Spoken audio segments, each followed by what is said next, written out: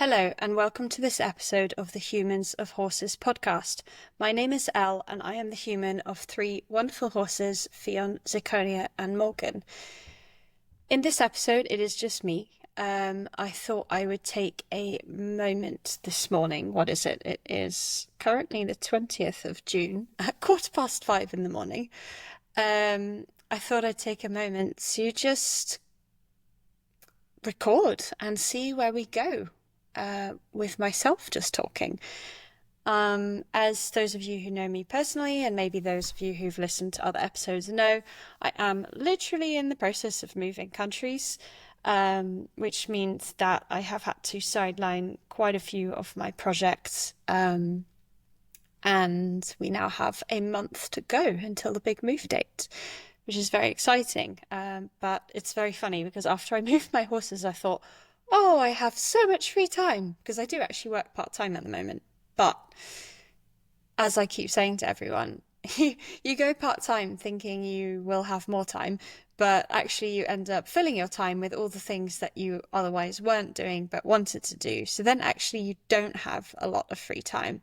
And it's just busy. And now it is busy again because we have to sell the house here, and I was trying to find a rental property in the UK, which I've now managed to secure, which is very exciting. And obviously I had to move the horses, then I have to pack up the house, and it's just been like one thing after another. And on top of that, I have a lot going on at work. So it is busy, but that's okay. And I think for me, this is the first time I've really made a very big move, because in the past I've either lived out of a suitcase and been on the road whilst I've been traveling, or doing various other things. Or for example, when I studied in Spain, and I just flew out with a suitcase, and then I flew back with like two suitcases. So it wasn't a big move. And then the same with when I was based in France at the beginning of my career. I flew out with a suitcase and then drove to the Netherlands with a small van of stuff because I had some furniture at that point. But yeah, it's the first really big move, like really big move. And people always say like sort of the biggest stress things in life are, I think, like dealing with death, divorce, and then moving house. And it's true. So in terms of the nervous system, it does get easily overloaded. And I just kind of tell myself at the moment that this isn't forever and that it will get better. But in the meantime, I'm sort of in a bit of a survival mode, and that's okay. Like, that's okay. It's not going to be for much longer. I just have to kind of be more functional than emotional at the moment, in terms of like I have to shut down a little bit the emotions in order to just get the tasks that I need doing done and try and not feel overwhelmed by it all. But it does come out at certain moments, and that's just okay, and just going with the flow of that. And what I find really interesting is I'm now going to bring the horses into this because I'm feeling them come up now naturally in conversation. Was it about 3 weeks ago? Uh, Zir, so Zirconia, um, basically attacked Fionn, like just went up to him because he was just eating. Because I looked on the camera and I saw what happened. Went up to him because he was kind of like by this fence just eating, and she just came like from round the corner, went up to him and just literally started a kicking fit with him, and he obviously kicked back, and they were just bucking for like 2-3 minutes at each other. And I've never seen Zir escalate in that way, because she is an incredibly sweet soul.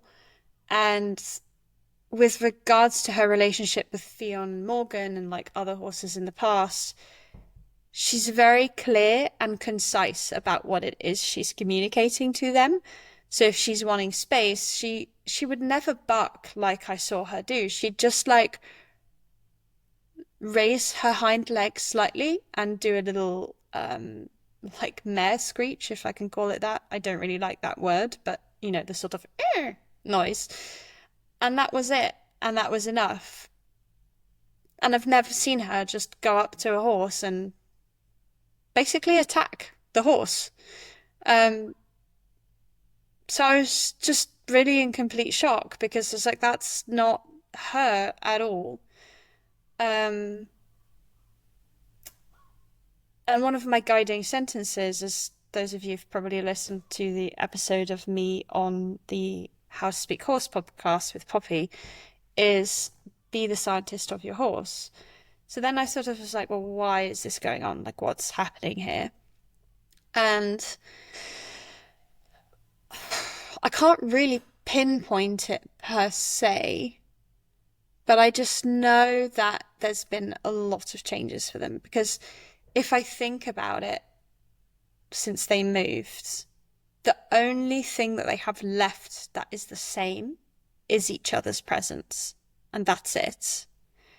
Everything else has changed. They're in a new country, they're in a new home, they're in a new layout as well because they had their nice track system and now they don't have the sort of sand track system. So they're on grass. They're on a grass track essentially. They have new humans. They don't have me anymore. Not physically with them anyway. I try my best to try and connect to them in my dreams, if that's even a thing.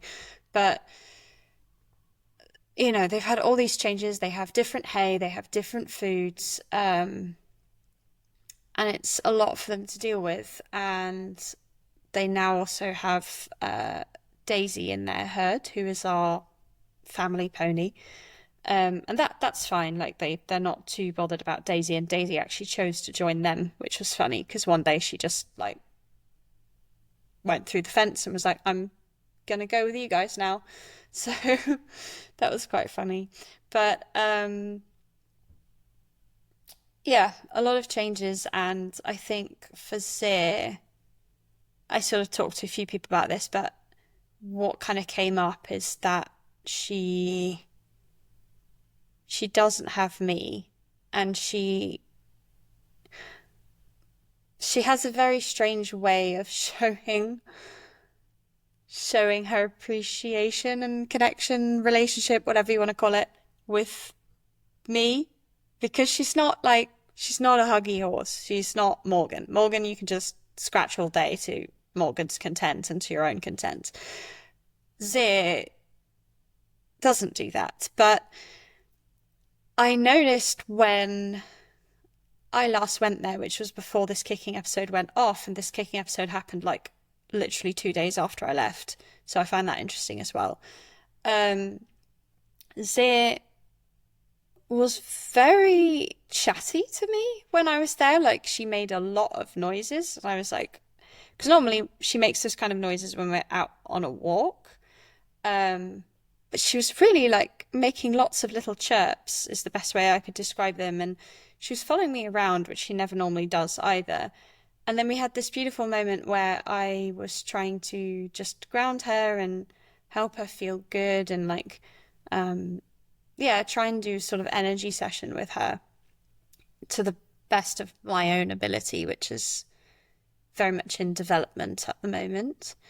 But she had this moment where she just rested her muzzle on my chest, and we held that there together, and I felt like a really big emotion from that, and I just tried to give her my love and help her feel that love.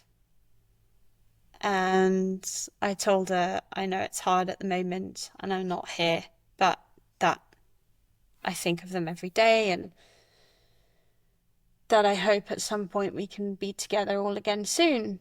But for now, this is how it is, kind of thing. And after that little session, she did this huge release that I've never seen before. Like I've never seen a release so big, because in the time I've known her, she's been very internal and like she doesn't really let stuff out, and we've kind of had to teach her to let stuff out. And so this was like huge for her. I was like, wow, that's very cool. Um, so I'm just wondering, looping back to the be the scientist of your horse and the why, I'm just wondering if that outburst with Fion, because that's the best way I could describe it. It was like an emotional outburst. And I don't know if horses can have an emotional outburst in the same way that we understand that to be as humans. But that's what it felt like. And because I remember once as a teenager, like I had an outburst as well, and I think I was just so frustrated with all my studying. Like I just felt completely overwhelmed with studying for, I think it was like my first year of A levels or my GCSEs. And it just became all too much. And that outburst that I saw from her kind of reminded me of that. So I thought, okay, whilst it's not good, because poor Fion and Zir both had sustained injuries to their legs, and Zir's were actually way worse, funnily enough. But maybe she kind of will not to do that again now, I hope. um, but yeah, it was like she then kind of, I don't know if it was just she was accepting or like I mean, yeah, okay, it wasn't great, but I try to look at it as, okay, on the plus side, you expressed your emotions, you let something out, which is huge for her. Like it is that is good, but it was it was so awful to see, because I was like, those aren't my horses. Like that's not how they are. You know, anyone who knows them knows that they're very good together, and they are a herd, but they're also their own selves, and that shows up where they kind of can be their own self away from the herd, but also they are a herd as well, and they kind of see me as part of that herd. They see me as an equal, which is very cool. But yeah, I was shocked by that. But then what I do want to go into is how Morgan responded, actually, because she watched the sort of frenzy, is the best word to describe it. She watched the frenzy unfold, and she was looking at them, and then I could see she was sort of shifting her weight, and they then sort of ran away, and then they came back into view, and then the bucking frenzy started again, because I thought that was it, because Fion kind of was on his own again, but then Zir came right back and started bucking at him again, and then Morgan kind of had this sort of, oh my gosh, what's going on, what do I do kind of feeling about her, and she was again like head up, ears forwards, and her weight was shifting. And at one moment I realized what it was she was trying to do. She was trying to work out how to get in between them. And as soon as she saw that opportunity open up, she stepped up, she got in between them, which is just incredibly brave for a 4-year-old horse, and so mature. And what she then did was they sort of trotted off, and she would not let Zir be near Fion. So if in their sort of movements together, Zir then ended up between Morgan and Fion, Morgan would then like sneak, I don't want to use the word sneak. She then moved herself to then be in the middle again. And I saw a moment where she actually made Zir walk in a circle, and Morgan kept herself on the outside of Zir in the circle and actually directed her, because Morgan was on Zir's left, and Morgan directed her to the right to be away from Fion. And she very clearly said no, and sort of said, no, you can't go there towards him. And that was what she did. So she essentially broke up that frenzy and that fight, if I can call it that, which I was just absolutely, I mean, I'm still amazed by it. I think that's just incredible. You know, she's 4 years old, and at that moment, she was the emotional regulator of the herd. She was the leader of the herd in that moment. She was the balance that those two needed. And it's funny because I talk about the yin and the yang with Fionn and Zir. I have from day one, and I try to not let that be just because one is black and the other is white. But as I've gotten to know them, they are very, very different in their personalities. And it's really interesting because when Morgan came along, and then they were sort of a herd of three at one point, and they have been a herd of three for about a year and a half now.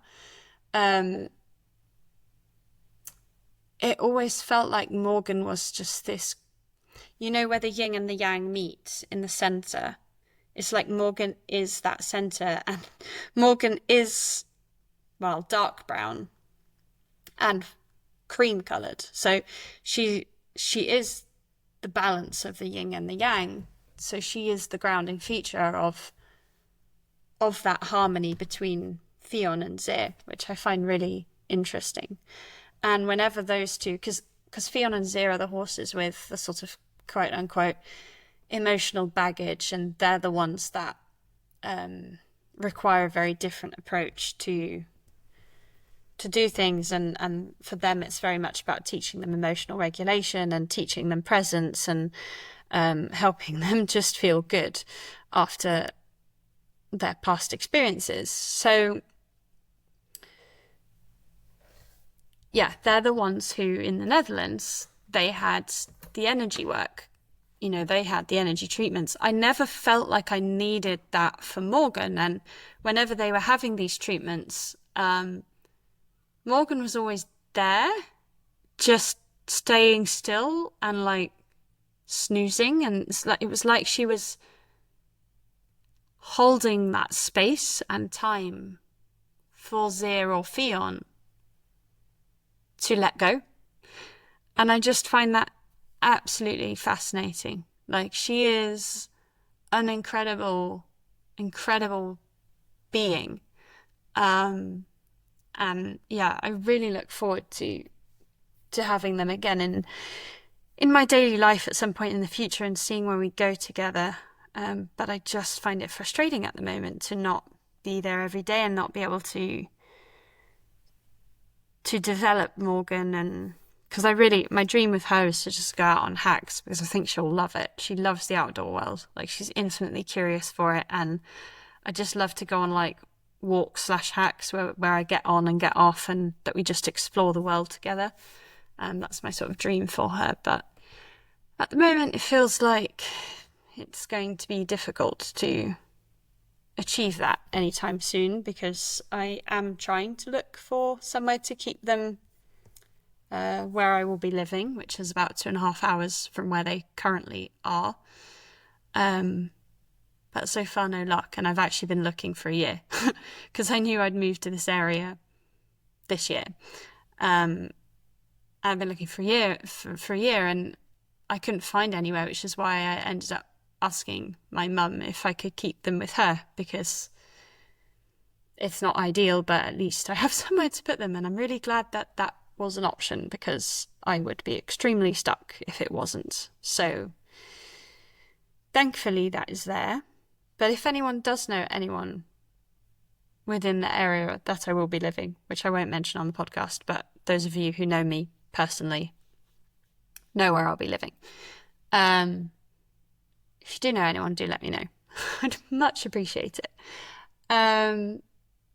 So yeah, that's the sort of horse stuff that's been showing up.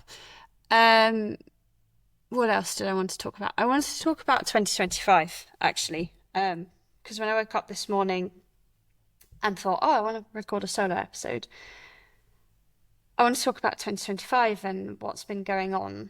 And I just earlier this week recorded an episode with a very exciting guest who I don't know if I'll publish this episode first. Probably not. So I will just say.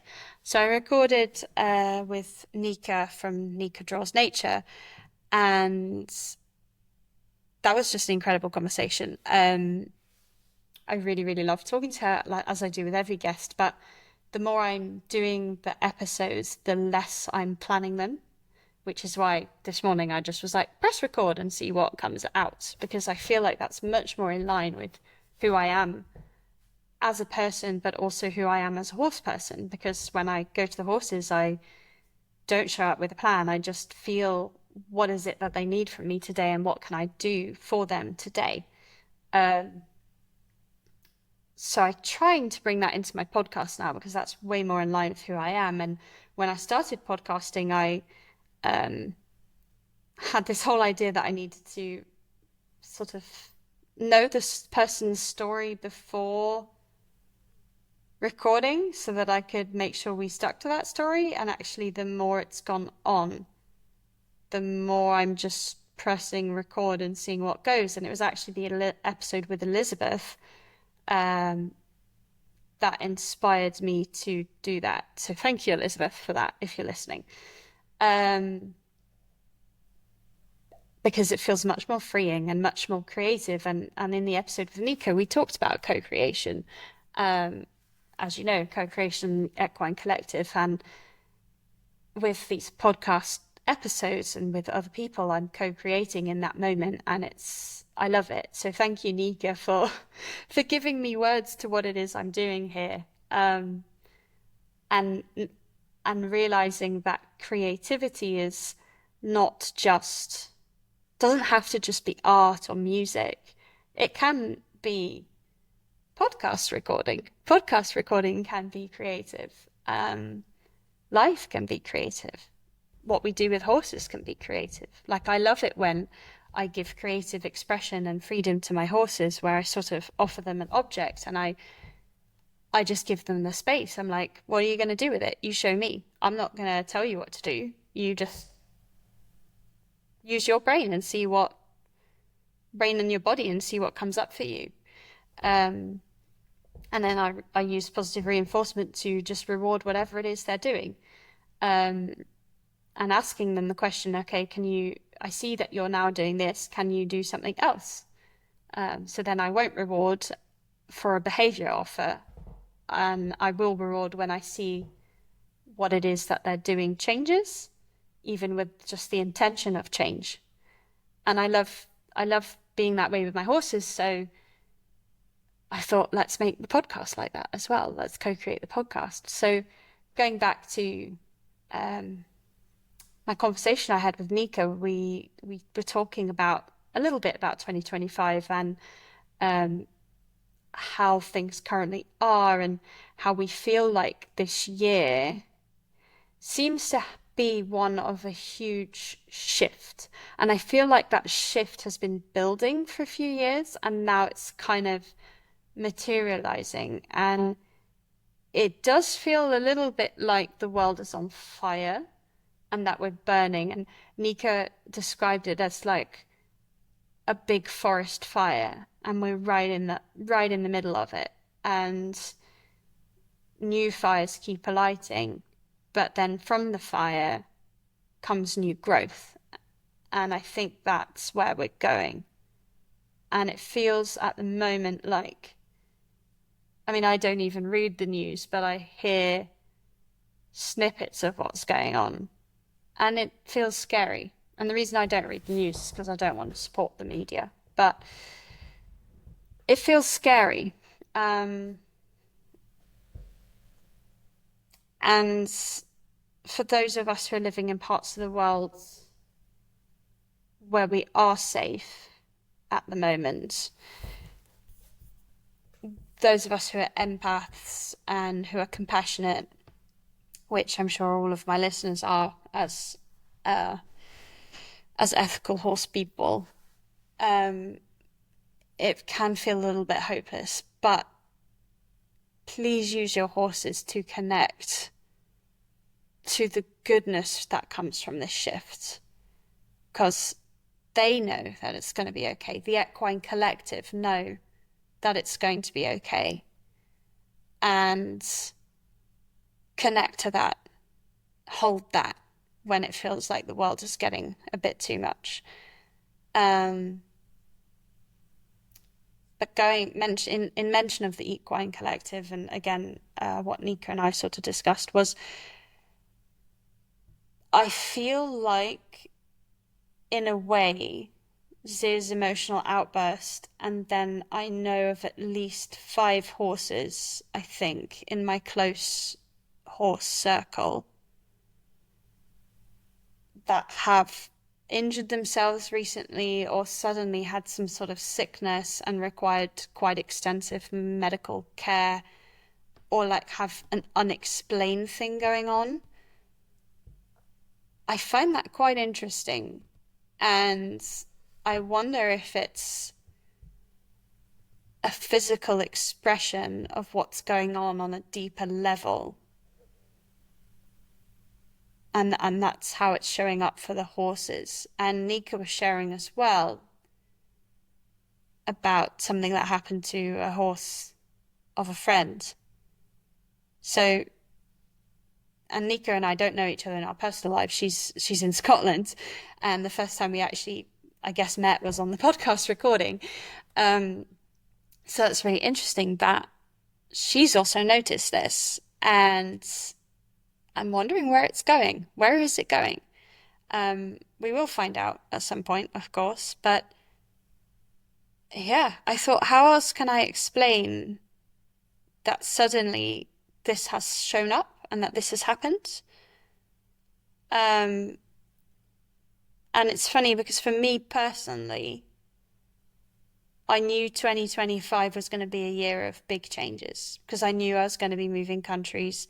I knew that that would mean a lot of changes. There's also some changes potentially that are happening in my professional environment.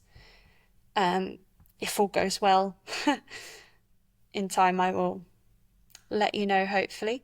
And there are changes within me as well because of that journey that I'm now on professionally, and changes in my horses because they've moved country. And it's funny because at the end of last year, I had a consultation with Denise Elizabeth Byron, who has been a guest on the Work Still a Journey On podcast, and who I had the pleasure of hearing talk at the podcast summit in Birmingham last year. And she told me that for myself, 2025 is what's called a Saturn return. And a Saturn return happens, I think, 2 or 3 times in your life if you're lucky, something like that. At least once, maybe more than once. And 2025 is my Saturn return, and Saturn returns normally mean like a time of big change. And she told me that before I told her like what's going on in my life. So I found that really interesting.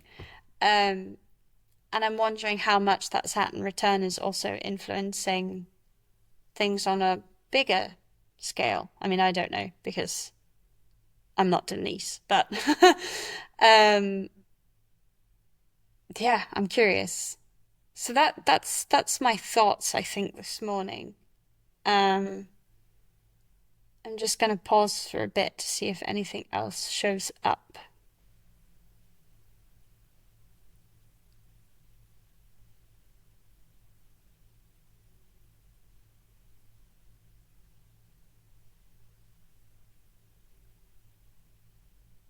I think Fion is showing up.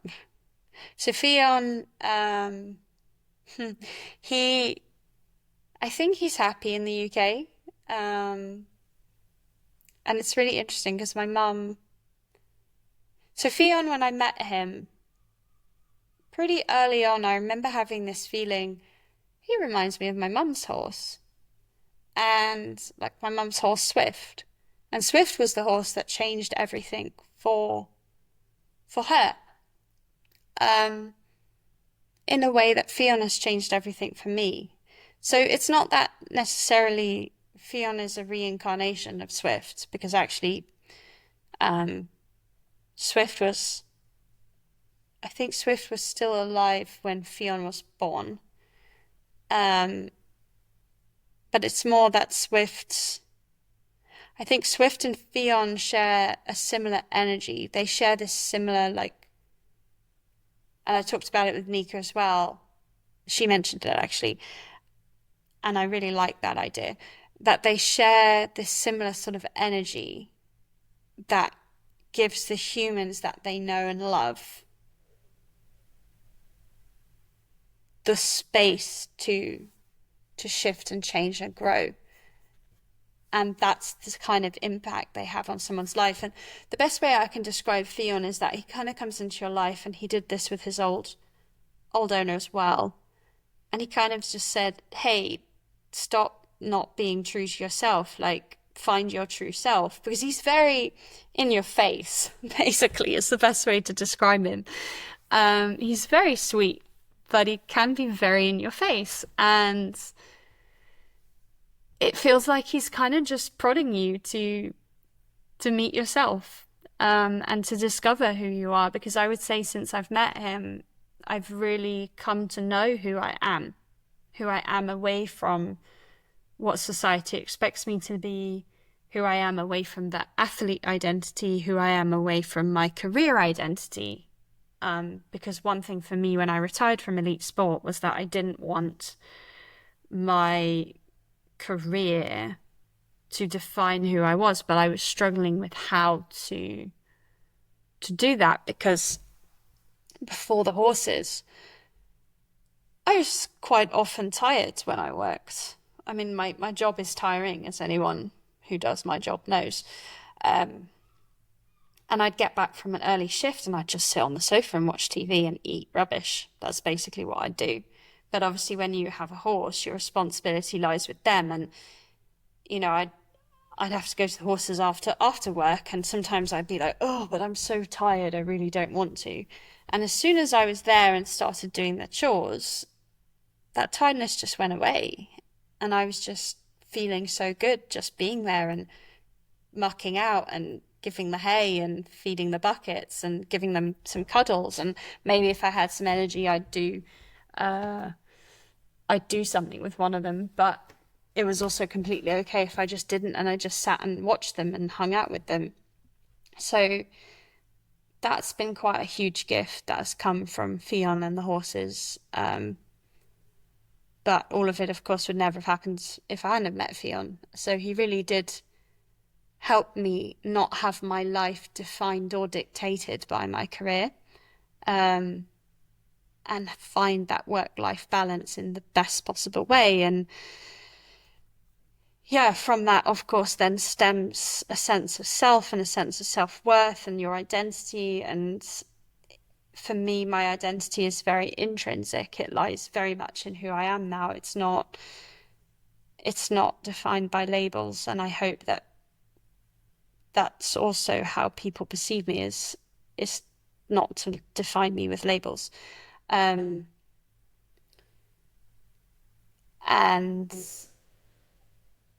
yeah, Fionn's just cool. So, going back to Swift, I find it really interesting because my mum actually, she has a really natural connection with Fionn, and is just drawn to him. Out of all three of them, she's very drawn to him, which I find very cool. And she shared something with me yesterday that really made me smile, and that was, so my mum loves crocheting. She crochets a lot, and she specifically makes a lot of baby blankets / blankets that can be used for people in care homes. And she needed to buy some wash labels to attach to these blankets. And she was sort of designing the logo, and it just came to her to call them Fionn Designs. So I find that really cool that she has been inspired in this way by him. And I'm curious, the more time she spends with him, in the place of me being with them, how that will go for her, and where having a relationship with Fionn will lead her to, especially when we take into consideration what Fionn has done for me and his old owner. So I'm very curious.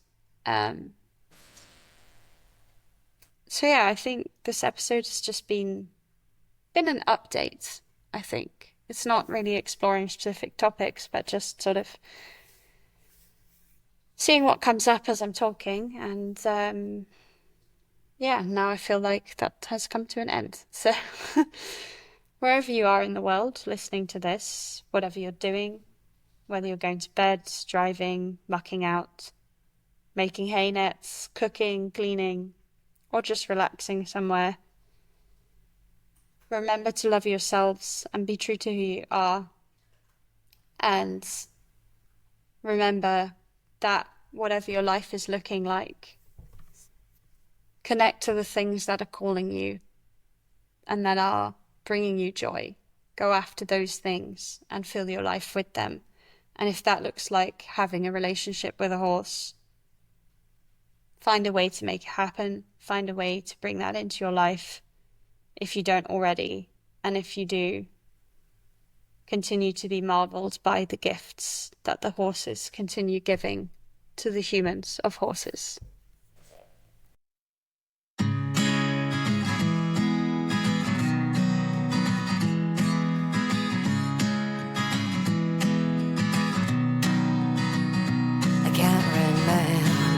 Time before you walked into my life, you took the broken parts of me and made it all alright.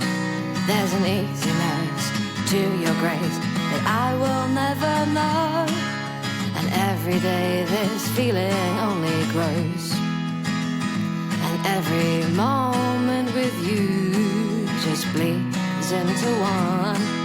Your easy smile greets my eyes just like the morning sun, a reflection of my soul, one heart that beats for two. Just know, my love, that I will carry you.